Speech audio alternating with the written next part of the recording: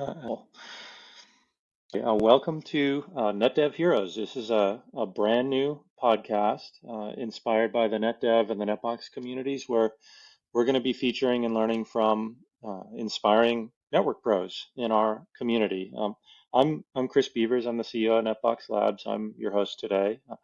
There is an incredibly vibrant ecosystem around NetBox and other open source network automation projects. And our goal with this podcast, NetDev Heroes, is to learn about the people in our community and how they've developed in their careers as networking pros, what their networks are like, some of the problems they're tackling, how NetBox and other tech fits into their stack. I'm very excited today to have as our very first guest ever on NetBox Heroes, Kenneth Garcia. Kenneth has been a network engineer for many years. Right now, he is a senior network engineer in Singapore at a Singapore government agency for science and tech, where he is building and running the network. A few weeks back at the NetBox community meetup, Kenneth presented some awesome work he's been doing on a tool for monitoring network config changes. We're going to get back to that in a bit. But first, welcome, Kenneth, and thank you for being on the show with me today.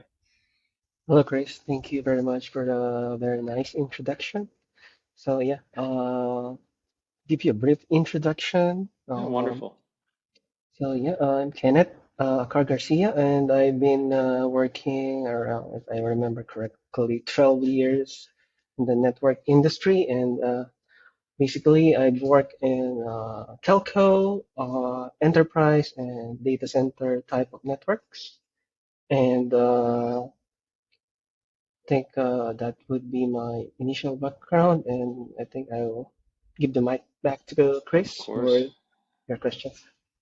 Thank you, Kenneth. And so thank you again for doing this today. I think we want to start a little bit by just, Mhm. maybe getting to know you and what your career path as a network engineer has been like. And so, why don't we start with just like, why networking? How networking? How did you, come into this profession, and how did you get started as a network engineer?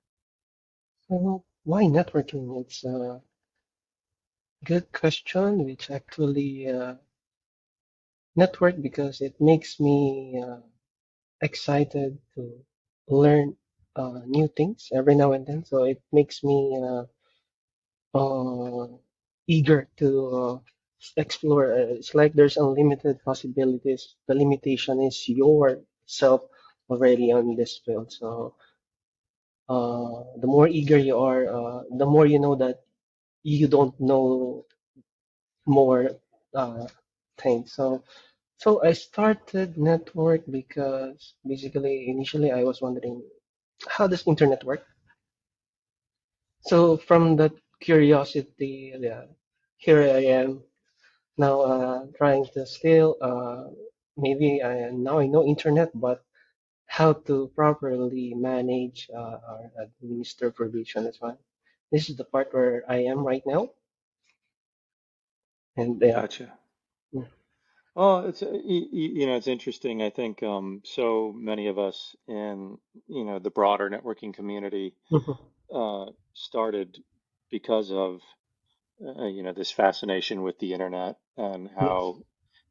how it enables engagement. And then I think you said a couple of times you have this sort of like drive to learn more and discover more. And it was very similar for me, and I think many in our community that we first went down the path of networking because we just wanted to understand how does this stuff all work and interact, and it leads us in many different directions over time. So to that end, I'm curious, how did you start to identify networking as, the professional career you wanted to enter? How did it transition from being something you were curious about, and, tinkering and learning about, to something that you decided to pursue So professionally? it started on my college year. We call it college or tertiary. My country where I studied. So there's this specialization that we need to choose which one it's like the path we will be going eventually when we go to the industry. So there's this network wherein, yeah.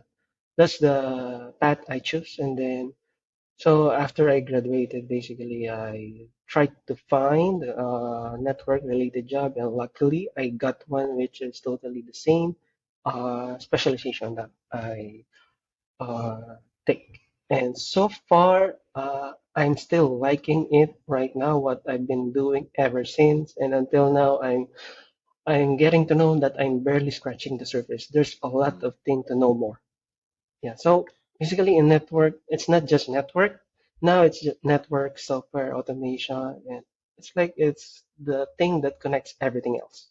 So to me, it's very exciting to know more, learn more, and then even now that I have Mm. learned something already, tomorrow, next year, there will be something new again. So it's kind of exciting that you get to have this opportunity to have a continuous learning.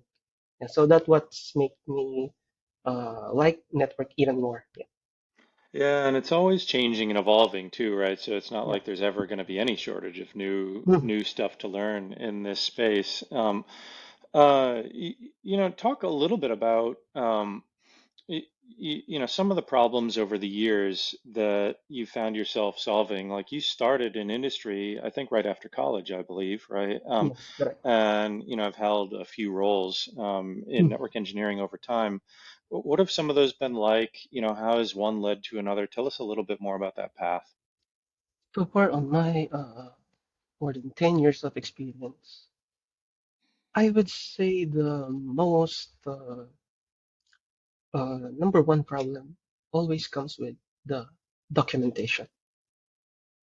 So, because uh, definitely you will make the project work, the service work, and then after the project deployment, here comes the day one, day two, the operations wherein you will need to maintain it, keep it, and regularly optimize it, and eventually expand it. And then if you didn't properly document all the details, how you build it, what's the architecture, what's the structure, is there a convention naming, especially as simple as description. It's very chaotic later on. It can cause chaos later on your network.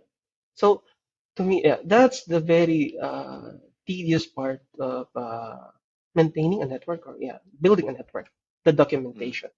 If you don't have a proper documentation, yeah, it's like you're killing yourself in the future. So, yeah, it's a headache Uh, later on. Mm, it's like of course, you're speaking my language in some ways, and here, like the way I hear that is, one of the more strategic, mm, like investments to make early in the network build, right? Is look, let's let's write this down, right? mm, For a manner of speaking, and let's make sure to maintain, that documentation over time, because if we don't, uh, mm. we're going to pay the penalty in, mistakes and inefficiencies and outages and failures and, It's a chaos. domino, yeah, of Mm, chaos, yeah.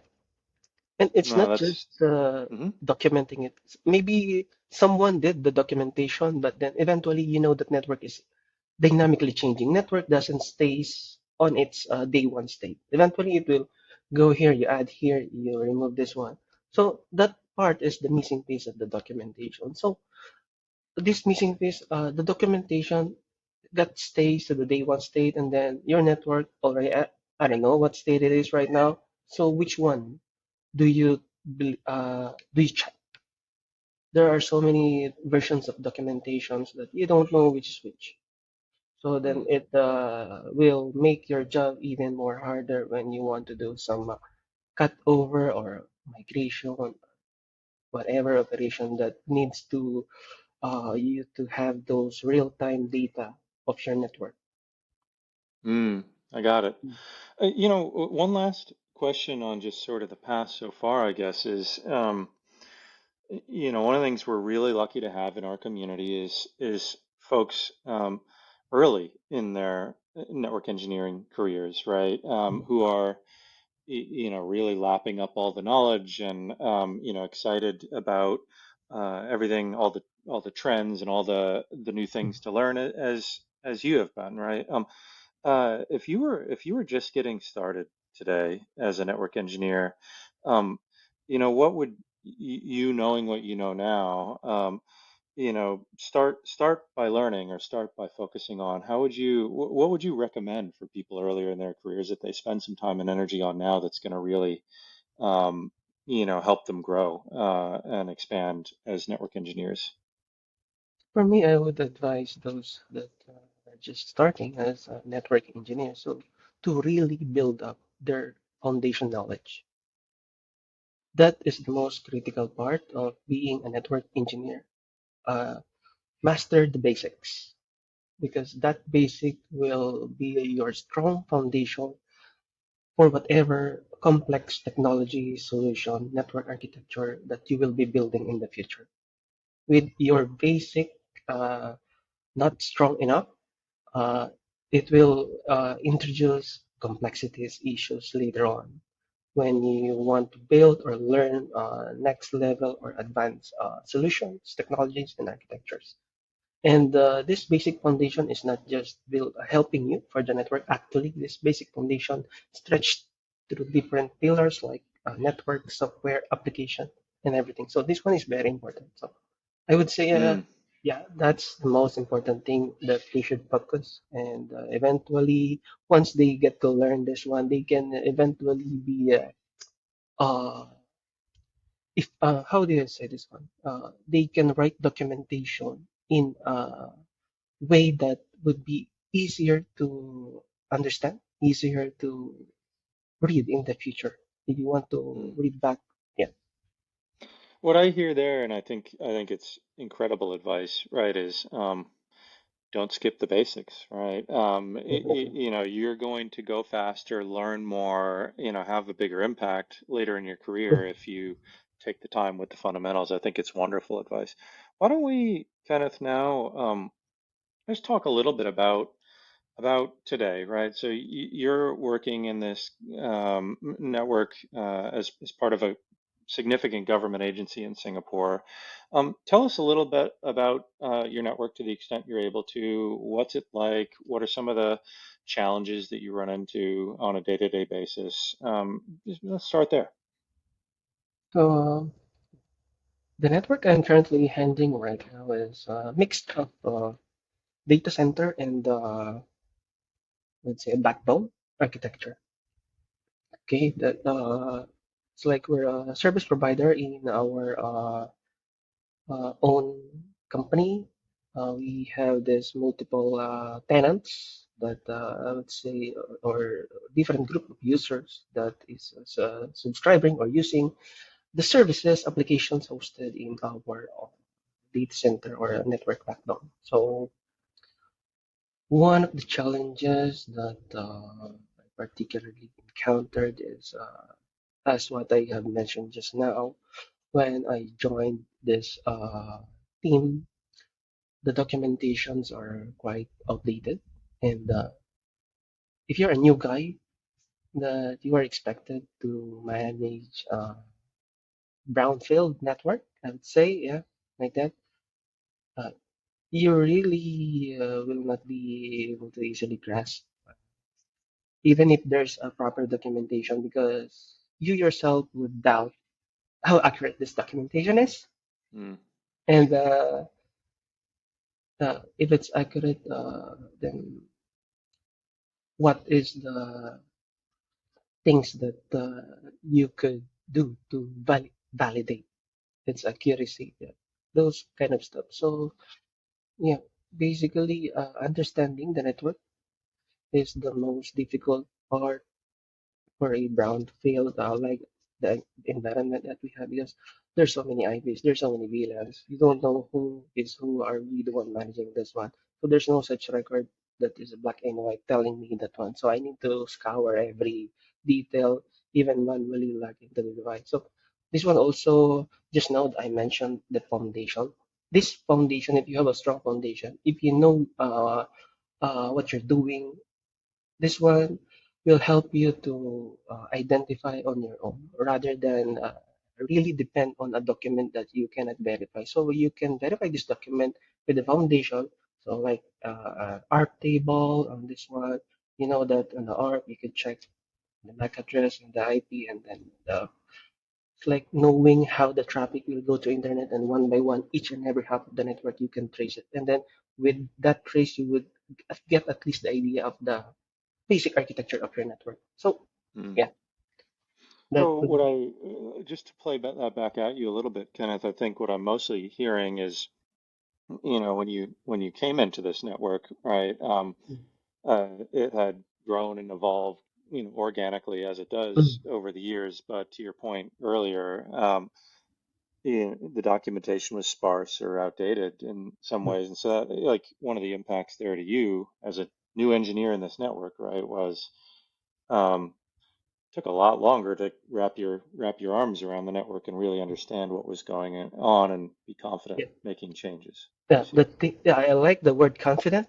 So I totally don't have confidence at all at the beginning because if you ask me, can you provision this service? I don't even know how to start with because network, there's this conflicting resource. You need to be sure that this resource haven't been used yet. Else, rather than adding a service, you are breaking a service. So Hmm.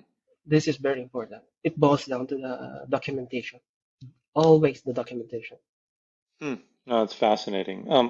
And how long have you been in this role, and how's that going now, right? Like, because obviously you're passionate about documenting the network and making it so that you and the rest of the team can move at some sort Mm. of pace. What's that process of building the documentation been like? Has the team been receptive to this idea that we need to put some effort in here?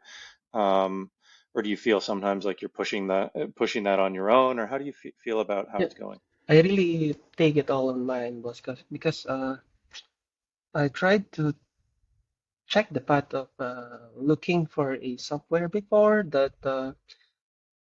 would help me to maintain these records. But really, out there, there might be this software that can do that, but it's just this particular portion only. And this portion I totally don't like. Then I find another software.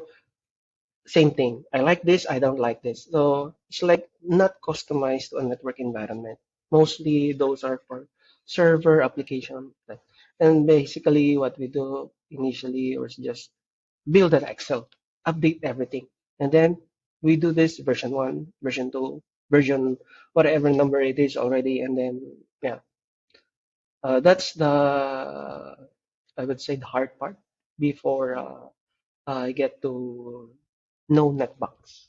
Even mm, before that, I try to develop my own because I really can't uh, take it that I'm doing this and I know that there's better options like developing.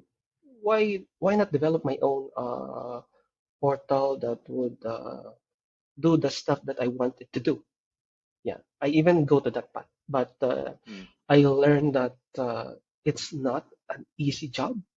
Yes, I think it's doable, but it would need a team of developers for you to properly incorporate all those ideas into the actual software itself. So yeah, so I kind of got ding dong here that I started developing, and then eventually I got stuck because this part I don't know. Yeah, so that yeah. mm. I think what you're saying, Kenneth, is a common tale. Obviously, I have a Mhm. lot of conversations with folks in our community broadly, and one of the magic words you just said is Excel, right? So many of us start Mhm. with spreadsheets, right, to document the network and get kind of our handle on it. And of course, I'm very happy that you ultimately discovered NetBox, but I think for so many that starts with this realization that there must be a better tool for this than a Yeah. spreadsheet. And so why don't we just, I mean, it's sort of obvious that we should talk about NetBox a little bit. Uh, what did ultimately lead you to discover NetBox? Like, how did you find it? What stood out at first to you about NetBox and what it is? Obviously you're now an active member of the community. What kind of drew you in and made it something that you're investing time and energy into? So it's actually initially started with a curiosity because I would admit that I'm a lazy guy. So being a lazy guy, I would like to do things the easy way. I don't want to do it the manual way if there's a efficient way to do it. So it got started with this laziness that there is this request that there's no record, and then I need to always do it manually, routinely. Okay. So I I even started before us with a pexpect script, a bash script like Mm, that to get information from the network because I know that this one can do SSH like that. Then eventually I am not satisfied with the logic. I eventually get to add more logic that I want. Then I started learning uh, CGI, mm, HTML. I want to incorporate logic, and eventually, then still, I continuously learn. Now I get to learn. Oh, there's a better way. Everybody else I'm seeing on the community, Python. They're doing Python, but how do I do Python? Then once I get to know Python, I get to know this Django. Django, I learned by myself. So I was able to create my own portal. I'm very happy that I was just able to create this input form that would, you just need to input the MAC address and then it will help you find where it is located in the network, something like that. mm-hmm. Then that's where I started. Then suddenly, out of nowhere, I think during that time, I think if I'm not mistaken, it's 2018. Suddenly there's this NetBox thing. Hey, this looks interesting. It totally synchronized with what I have been learning for past few years. Python, Django, and all those stuff, Nginx. Basically, I have learned the architecture. So this one is totally on my comfort zone because it totally is what I have been investing, learning for. So that's where I get to know NetBox, and the more I use it, the more I like it because basically this is what I've been doing for past few years. This is those features that I wanted. Just need some logic, additional logic that I want that I can do using those custom scripts, Mm-hmm. reports, and so yeah, that's basically how I met NetBox Hmm. for my career. Yeah. A tale as old as time, right? It's Mm, funny to hear you talk through that, and if you think back to the beginning of our conversation, right? What led you to NetBox? Curiosity, ultimately, right? Like the mm, same thing that led you to network engineering. mm, You had a problem, you were curious mm. about finding better ways to solve it. You were, I always call it productively lazy, right? Mm, I'm the yeah. same way, right? Uh, and it turns out there's a lot of other people out there who have these same problems, and you know we're very lucky that a community is formed around these problems and brought Netbox into the world and helped grow it really fast. And now you're doing that too. By contributing and building tools around the thing. And so, you know, I mentioned this at the outset of the call, but maybe a few weeks ago or so, we had one of our NetBox community meetups. And, you know, for anyone who's watching this, it's on YouTube. If you Google Kenneth's name and NetBox, you'll see him talking about a tool that he built, the network config tracker. So tell us a little about that, Kenneth. Like, what led you to build that? What is it? You know, where are you thinking of taking it, or what do you hope it becomes? Mm. So yeah, so it's the network config tracker.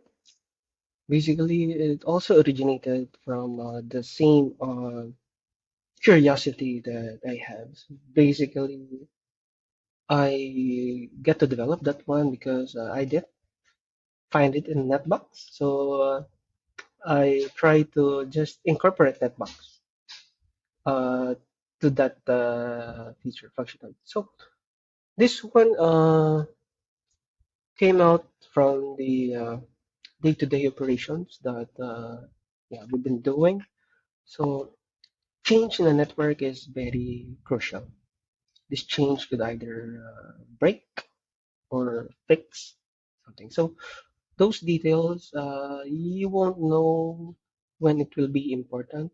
Sometimes you would want to check what change you did this month of the year, last year, that you remember that this particular issue happened and you want to look back what changes that you did. So you won't have that function capability unless you have all the perfect records of those changes that you did. And it's even very difficult to look at it, even if you have those details. So basically, I want the flexibility of looking back on the historical changes that has been made on all of the network devices I've been managing. Because that one also, not just me, but as a team, Mm, because I have this principle that whatever I do, I think it's just right that my whole team knows what I'm doing, what specific changes I have made. And also, whatever my team is doing, I should know. I think I have the right that I should know also. So basically, that's where the idea came from. Yeah, for mm, this country. So it's actually, I fork it out to my initial. Have so many small projects that I make out of it. Initially, I was just doing this config backup. mhm, So this config backup is I just dump it to the Linux so that I could grep easily to the all the configurations, and then I get the idea. Why not also track the changes uh, over time for this one that will give me this capability? It's very helpful in troubleshooting because sometimes suddenly a service went down, and then you don't know who is the last guy who did the changes. What is the changes that was made by this guy, whoever that guy is? So if you don't have this one, then you need to do the troubleshooting, a blind troubleshooting, what went wrong, and then before you will get to the point where you know the issue, you already passed the service level agreement. Yeah, so it really helps you and uh, helps you to troubleshoot faster, identify the issues sooner. Yeah, mm. yeah. No, it's wonderful, and what I love about hearing that, right, is you know, you because of your curiosity and the foundational knowledge that you developed over time, like you recognize there's a documentation problem. You're able to draw on, these open source. Components to solve that problem like NetBox, and now you're building beyond that, right? Mhm. Kind of scratching that itch to help you do your job better with automation on top of the foundations that have been contributed to by the broader community, and you're contributing that back too. And I think the problem that you've described of diagnosing and troubleshooting an issue using the context of what changes have happened and who's made them and so on is a problem that I think a lot of network engineers are going to identify with, right? And have encountered, especially in to your point, brownfield networks that have evolved over many years and maybe in some ways fragile. Um, Talk just for another moment about uh, uh, how NetBox, is used in your network Mhm. today, right? So I know you've discovered it, you're building tools in and around it, but like what are some of the jobs NetBox does for you and your team? So primarily, it would be all the resource that we have. I put everything there. What resource? So we do maintain a unique private prefixes and also our public prefixes, all those VLANs. So definitely we can't afford to have a duplicate VLAN because we're running on a VXLAN environment, and Mm, VXLAN environment is not just your traditional network architecture. So it needs a proper documentation of all these IDs, VNI IDs, L3 VNI. It's not just the VLAN that you are maintaining. So this is where I put all these records. Before that, it's all in Excel. So whenever there is a request to provision a new service, I will check first on my Excel. What is the next available VLAN? Is this VLAN assigned to which one? So basically, before I can provision a service, it would take me at least uh, 3 to 4 hours just to complete the MOP because mm, I need to check, is this VLAN really accurate based on the Excel, that it's not really used yet on my network switches. So the validation and checking and double checking, uh, it will really take quite some time. So this one in NetBox, with the built-in features of NetBox, you can easily uh, use its feature to easily allocate a resource, the next available resource to provision. And so now, what I've been recently developing or focusing is on custom scripts. It really helps us a lot because our network currently, uh, I would say it's not yet automated. So we're going there, and currently I'm the only one in our team that's doing the, I would say, on the development side of the network. So yeah, there's quite a lot of ideas I have that I haven't really finished yet. So one of those current functions that I'm using Netbox. So this custom script, I have this script that will generate a configuration for me out of the available resource that there is in the netbox, like provision VLAN for me, because in our VXLAN, it's not just VLAN when you provision, you need to configure the VNI and those stuff. So that one, with one click, it will give me configuration, and I could easily activate the service. And also, other than that, recently I also create another custom script again that would automatically populate the resource in the netbox itself. And after populating the resource, it will generate multiple service configuration scripts that for me to copy. I can even upgrade that one into maybe use Ansible to push it, but I'm Hmm. not that confident enough to automate the config pushing. So I have tested some in the lab environment, but in the production, so that's not a thing yet on our network. But yeah, I think those are the future things that I'm planning to do. And yeah, there's still a lot of stuff. Basically, now custom scripts is very useful because it helps Netbox to fit in your environment that you have this custom logic. Because definitely, I know that Netbox cannot fit to everybody's environment. It needs to be a Hmm. framework that is flexible enough for everybody to use whatever they want it to be. Yeah. Hmm. That's really fascinating, and I think it's going to resonate a lot with others in the community to hear a few of the things you just said, Kenneth. One, you are the person on your team who's pushing ahead, automation and development of software around the network. And I think there are so many folks that I talk with all the time, right, who sometimes in their organization, in their company, they feel a little alone, right? Like they're pushing ahead on network automation, and that's common. There's a whole there's a whole community of us out there, right? And I think one of the things I'm excited about in this community is part of our job uh, is demystify that and make it so that this is the way we all run networks. This is the way networks should carry forward into the future is with automation where it makes sense, right? And teams who are confident building automation in and around the network. And the other thing, of course, that you touched on is it's a journey, right? Like there's never going to be a stopping point. Like you're never going to be like this network is perfect now, and I can I No, can go on I, vacation. I don't think there's I don't think there's a perfect network. If you'd ask me, it's always evolving, it's always changing. So it's always you need to adjust as well. That's right. One last question I have for you, Kenneth. I know you mentioned this earlier when we spoke, and so I want to touch on it.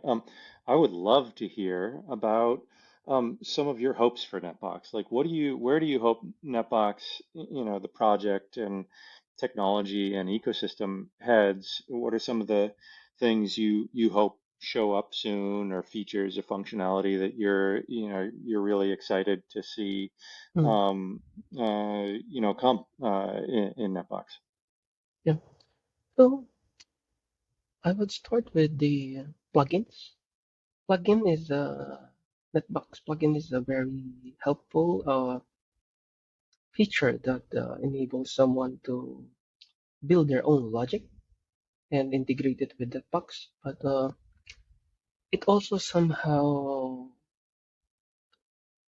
separate or how should I say it? Let people do their own stuff, which is Hmm. somehow some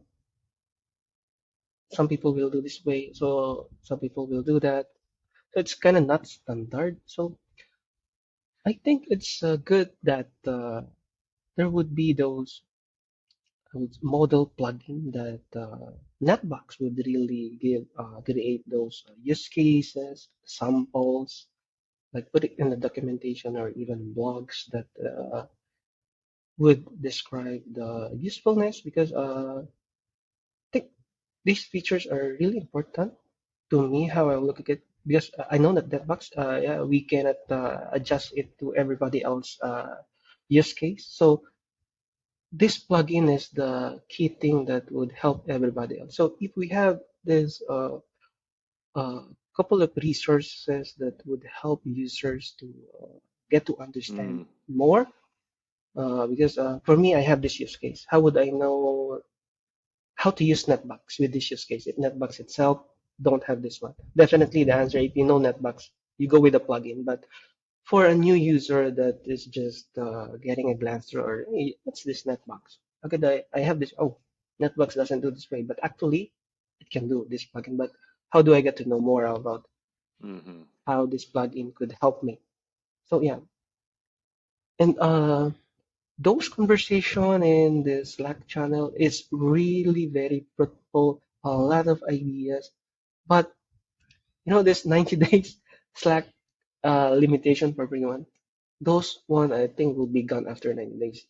And I think it's good to capture those Hmm. conversations, put it maybe on a blog or I don't know that uh, everybody else could refer back to. You know, maybe I type in Google how to do this with NetBox, and then it would refer back to me with this plug-in. Yeah, it's really helpful, especially if for someone else that is trying to find those logic that should be natively in NetBox, but NetBox is not doing You've it in the core. you've just touched on a couple ideas that I personally am very passionate about, which is, the plugins and the plugin ecosystem, and how do we make that, certainly more accessible to developers, but also, just fleshing that ecosystem out, right? And it's definitely a big focus, I think, of the maintainers of us at NetBox Labs. I think we've learned over the last couple of years that the plugin capability in NetBox is, um, it unlocks a lot of possibilities. And to your point, um, especially for people whose networks, are not cookie cutter, right? They maybe have True. some unique Yes. requirements. It's a great way to couple those requirements with the broader capabilities of NetBox. And then the other thing that you've touched on, I would to a word we've used a lot today, Kenneth. I would bring it back to that idea of documentation. We really want to make and I think our community wants to make NetBox accessible to new network engineers who haven't engaged with it in the past. How do I get started with this thing? I've got this problem. How can I solve it? And I'm always encouraged by, to your point, like the great conversations that are happening in our Slack channels or in GitHub discussions and so on. And memorializing those and capturing that information is a Yeah, because great, those great information thing. are only inside GitHub and Slack. But for those that is not yet part of the community, how do this detail get to reach them, right? So it Totally would agree. totally be for me useful for you to have this like pages or a blog. I think it's blog is the Resources, call it. resource. Yeah, Yeah, that's right. yeah, that would help reach out those normally traditional every. I always use Google, so I would hope that one link would pop in my Google search, and then yeah, it would link me back and it's, hey, this blog We is got to good. get our SEO working, I think. Yeah, Yes. that's right. All right. Mm. Well, with that, Kenneth, I think it's time for us to wind down our show. So listen, thank you so much for joining and sharing with us today. There's so many kind of inspiring ideas here, both from how you got started in network engineering and the path you've been on to even what you're working on today and how NetBox fits in. And I also just want to thank everybody in the NetDev and the NetBox communities who's tuning in and checking this out and helping each other out, right? I think the contributions of this community are what have worked magic, like bringing NetBox to the fore and into Kenneth's attention, when he was also building other tools in and around, and I'm sure that's true for many of you. So thank you again, Kenneth, for being on the show, and we'll see you again soon. Thanks also, Chris.